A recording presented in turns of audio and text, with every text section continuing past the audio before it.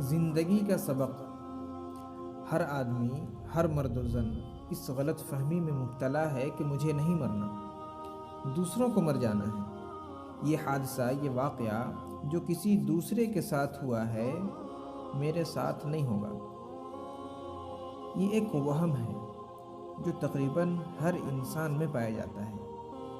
ایک ایسا دن بھی ضرور آنا ہے جس دن ہم نے چلے جانا ہے، جس دن ہم زمین سے 4-5 فٹ نیچے ہوں گے، جس دن ہمارا دنیا میں وجود نہیں ہوگا، جس دن ہمارا دنیا میں کوئی تذکرہ نہیں ہوگا۔ کتنے ہی ماہر فن، کتنے ہی ترمخواہ ایسے ہیں جنہیں آج کوئی نہیں جانتا، مگر وہ ایک زمانے میں، ایک وقت کے بڑے نام تھے۔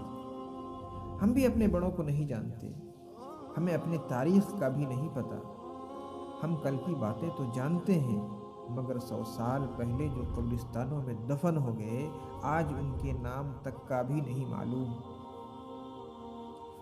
انسان اتنا چھوٹا ہے کہ پوری کائنات میں ایک زمین، اس زمین میں ایک ملک میں ایک صوبہ، ایک صوبے میں ایک شہر، اور ایک شہر میں ایک انسان۔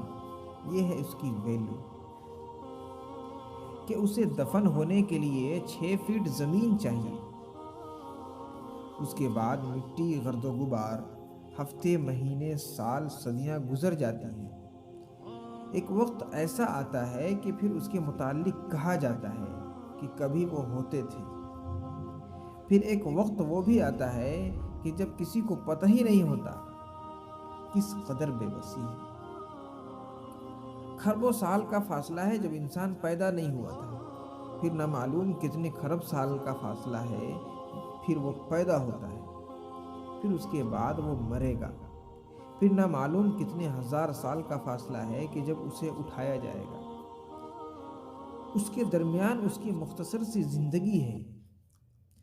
اس مختصر سی زندگی میں ایک بچپن ہوتا ہے جس میں ہمارے کھیل ہوتے ہیں، جس میں کاغذ کی کشتی ہوتی ہے، جس میں ہم چھوٹی چھوٹی باتوں پر ناراض ہوتے ہیں، جس میں ہم چھوٹی چھوٹی چیزوں پر خوش ہوتے ہیں۔ ہمارے لیے ایک کینڈی بھی بہت ہوتی ہے۔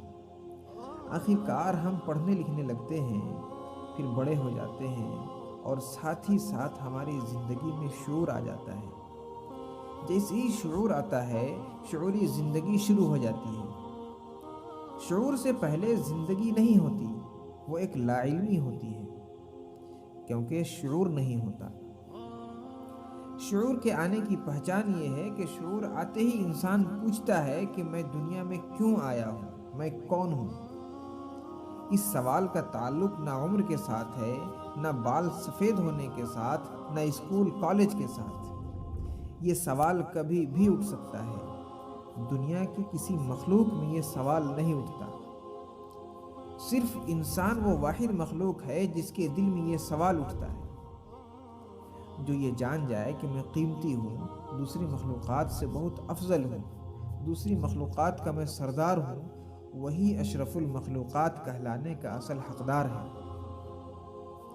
شعور یہ بتاتا ہے کہ ہم عام مخلوق نہیں ہیں، ہم بڑے انسان ہیں، ہم بڑے کام کے لیے دنیا میں آئے ہیں۔ دنیا میں صرف پیدا ہو جانا اور مر جانا زندگی نہیں ہے۔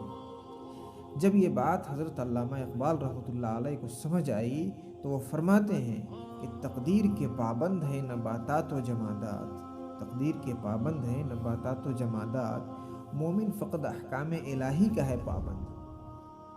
کائنات کے اس نظام میں اللہ تعالیٰ یہ نہیں دیکھتا کہ ہم غریب ہیں، کس کے بیٹے ہیں، کالے ہیں، گورے ہیں، ذات کیا ہے، برادری کیا ہے۔ وہ صرف ایک چیز دیکھتا ہے کہ جو دستک دے رہا ہے، جو کوشش کر رہا ہے، جو محنت کر رہا ہے، جو آنسو بہا رہا ہے، جو خون پسینہ ایک کر رہا ہے، اس کے لیے وہ حرکت میں آ جاتا ہے۔ جب کوئی دل سے اللہ تعالیٰ کا ذکر کرتا ہے تو پھر وہ چمک جاتا ہے، پھر وہ محنت میں مل کر ہیرا بن جاتا ہے، اللہ تعالیٰ اسے کامیاب کر دیتا ہے۔ جزاک اللہ۔